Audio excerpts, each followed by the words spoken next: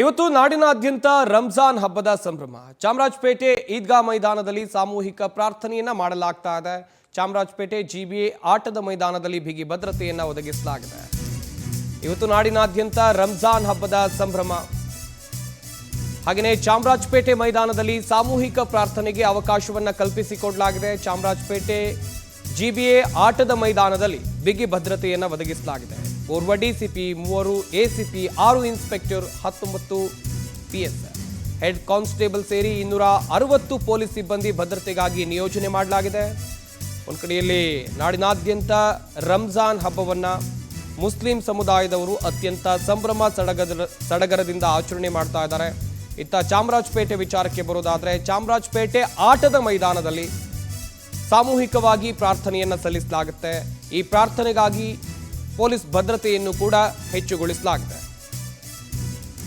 ಒಟ್ಟು 3 ಡಿಸಿಪಿ, ಹಾಗೆಯೇ ಓರ್ವ DCP, 3 ACP, 6 inspector, 19 PSI, head constable ಸೇರಿ 260 ಪೊಲೀಸ್ ಸಿಬ್ಬಂದಿಯನ್ನ ಇಲ್ಲಿ ಭದ್ರತೆಗಾಗಿ ನಿಯೋಜನೆ ಮಾಡಲಾಗಿದೆ.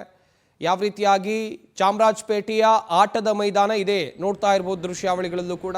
ಇಲ್ಲೇ ಸಾಮೂಹಿಕ ಪ್ರಾರ್ಥನೆಯನ್ನ ಸಲ್ಲಿಸೋಕೆ ಎಲ್ಲ ತಯಾರಿಗಳನ್ನು ಕೂಡ ಮಾಡಿಕೊಳ್ಳಲಾಗಿದೆ ಅಂತ ಹೇಳಿದ್ರೆ, ಸಾಕಷ್ಟು ಮುಸ್ಲಿಂ ಸಮುದಾಯದವರು ಇಲ್ಲಿಗೆ ಬಂದು ಪ್ರತಿ ವರ್ಷವೂ ಕೂಡ ಪ್ರಾರ್ಥನೆಯನ್ನು ಸಲ್ಲಿಸ್ತಾರೆ. ರಂಜಾನ್ ಮಾಸದ ಸಂದರ್ಭದಲ್ಲಿ ರಾಜ್ಯದ ಬೇರೆ ಬೇರೆ ಭಾಗದಲ್ಲೂ ಕೂಡ ರಂಜಾನ್ ಹಬ್ಬದ ಸಂಭ್ರಮ ಮನೆ ಮಾಡಿದೆ. ಈಗಾಗಲೇ ಮಸೀದಿಗೆ ತೆರಳಿ ಪ್ರಾರ್ಥನೆಯನ್ನು ಸಲ್ಲಿಸಿದ್ದಾರೆ ಕೆಲವೊಂದಿಷ್ಟು ಜನ. ಇತ್ತ ಆಟದ ಮೈದಾನ, ಚಾಮರಾಜಪೇಟೆ ಆಟದ ಮೈದಾನದ ವಿಚಾರಕ್ಕೆ ಬರೋದಾದರೆ, ಇಲ್ಲೂ ಕೂಡ ಸಾಮೂಹಿಕ ಪ್ರಾರ್ಥನೆಗೆ ತಯಾರಿಗಳನ್ನು ಮಾಡಿಕೊಳ್ಳಲಾಗಿದೆ. ನೋಡ್ತಾ ಇರಬಹುದು ಸಾಕಷ್ಟು ಜನರು ಇಲ್ಲಿ ಪ್ರಾರ್ಥನೆಯಲ್ಲಿ ಭಾಗಿಯಾಗಲಿದ್ದಾರೆ. ಇನ್ನು ಈ ಆಟದ ಮೈದಾನದ ಸುತ್ತಮುತ್ತ ಕೂಡ ಬಿಗಿ ಭದ್ರತೆಯನ್ನು ಕೈಗೊಳ್ಳಲಾಗಿದೆ. ವಾಹನ ಸಂಚಾರಕ್ಕೆ ನಿರ್ಬಂಧವನ್ನು ಹೇರಲಾಗಿದೆ. ಇನ್ನೊಂದು ಕಡೆಯಲ್ಲಿ ಪೊಲೀಸರ ಭದ್ರತೆ ಕೂಡ ಹೆಚ್ಚುಗೊಳಿಸಲಾಗಿದೆ. ಸಾಕಷ್ಟು ಪೊಲೀಸ್ ಸಿಬ್ಬಂದಿಯನ್ನು ಅಲ್ಲಿ ಭದ್ರತೆಗಾಗಿ ನಿಯೋಜನೆ ಮಾಡಲಾಗಿದೆ. ಇದು ಚಾಮರಾಜಪೇಟೆ ಆಟದ ಮೈದಾನದ ದೃಶ್ಯಾವಳಿ.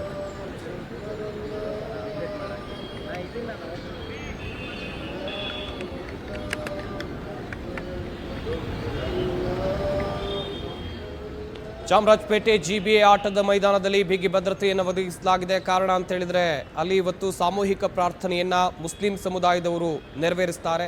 ಸಾಮೂಹಿಕ ಪ್ರಾರ್ಥನೆಗೆ ಬೇಕಾದಂಥ ಎಲ್ಲ ಸಿದ್ಧತೆಗಳನ್ನು ಕೂಡ ಈಗಾಗಲೇ ಮಾಡಿಕೊಳ್ಳಲಾಗಿದೆ.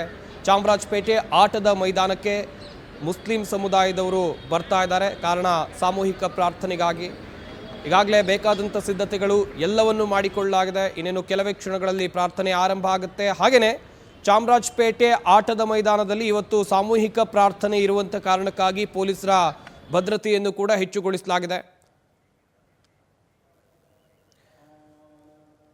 ಒಂದು ಕಡೆಯಲ್ಲಿ ನೋಡ್ತಾ ಇರಬಹುದು, ಮೊದಲ ದೃಶ್ಯಾವಳಿಗಳಲ್ಲಿ ದೆಹಲಿ, ರಾಷ್ಟ್ರ ರಾಜಧಾನಿ ದೆಹಲಿಯ ದೃಶ್ಯಾವಳಿಗಳನ್ನು ನೋಡ್ತಾ ಇದ್ದೀರಿ. ಅಲ್ಲೂ ಕೂಡ ಸಾಮೂಹಿಕ ಪ್ರಾರ್ಥನೆಯನ್ನ ಮಾಡಲಾಗಿದೆ. ಮತ್ತೊಂದು ಕಡೆಯಲ್ಲಿ ಮುಂಬೈನ ದೃಶ್ಯಾವಳಿಗಳನ್ನು ನೀವು ಇಲ್ಲಿ ನೋಡ್ತಾ ಇದ್ದೀರಿ. ಮುಂಬೈನಲ್ಲೂ ಕೂಡ ರಂಜಾನ್ ಹಬ್ಬದ ದಿನ ಇವತ್ತು ಸಾಮೂಹಿಕ ಪ್ರಾರ್ಥನೆಯನ್ನ ಮುಸ್ಲಿಂ ಸಮುದಾಯದವರು ಮಾಡಿದ್ದಾರೆ. ನೋಡ್ತಾ ಇರ್ಬೋದು ದೃಶ್ಯಾವಳಿಗಳಲ್ಲಿ. ಇಷ್ಟು ದಿವಸ ಉಪವಾಸ ಇದ್ದು ಇವತ್ತು ಸಾಮೂಹಿಕ ಪ್ರಾರ್ಥನೆಯ ಮೂಲಕ ರಂಜಾನ್ ಹಬ್ಬವನ್ನು ಅತ್ಯಂತ ಸಂಭ್ರಮ ಸಡಗರದಿಂದ ದೇಶಾದ್ಯಂತ ಆಚರಿಸ್ತಾ ಇದ್ದಾರೆ. ನೋಡ್ತಾ ಇರ್ಬೋದು ಒಂದು ಕಡೆಯಲ್ಲಿ ದೆಹಲಿಯ ದೃಶ್ಯಾವಳಿಗಳನ್ನು, ಇನ್ನೊಂದು ಕಡೆಯಲ್ಲಿ ಮುಂಬೈನ ದೃಶ್ಯಾವಳಿಗಳನ್ನು ಕೂಡ ನೀವಿಲ್ಲಿ ನೋಡ್ತಾ ಇದ್ದೀರಾ. ದೇಶದ ಸಾಕಷ್ಟು ಕಡೆಗಳಲ್ಲೂ ಕೂಡ ರಂಜಾನ್ ಹಬ್ಬವನ್ನು ಆಚರಿಸಲಾಗ್ತಾ ಇದೆ.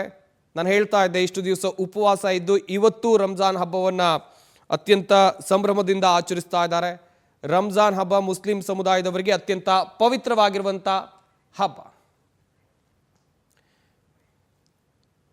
ಈ ಬಗ್ಗೆ ಇನ್ನಷ್ಟು ಮಾಹಿತಿಯನ್ನು ಕೊಡ್ತಾರೆ ಚಾಮರಾಜಪೇಟೆಯಿಂದ ನಮ್ಮ ಪ್ರತಿನಿಧಿ ವರ್ಷಿತಾ ನೇರ ಸಂಪರ್ಕದಲ್ಲಿ ಜಾಯ್ನ್ ಆಗ್ತಾ ಇದ್ದಾರೆ. ವರ್ಷಿತಾ, ಚಾಮರಾಜಪೇಟೆ ಆಟದ ಮೈದಾನದಲ್ಲಿ ಪ್ರತಿ ವರ್ಷವೂ ಕೂಡ ಸಾಮೂಹಿಕ ಪ್ರಾರ್ಥನೆಯನ್ನು ಸಲ್ಲಿಸಲಾಗುತ್ತೆ.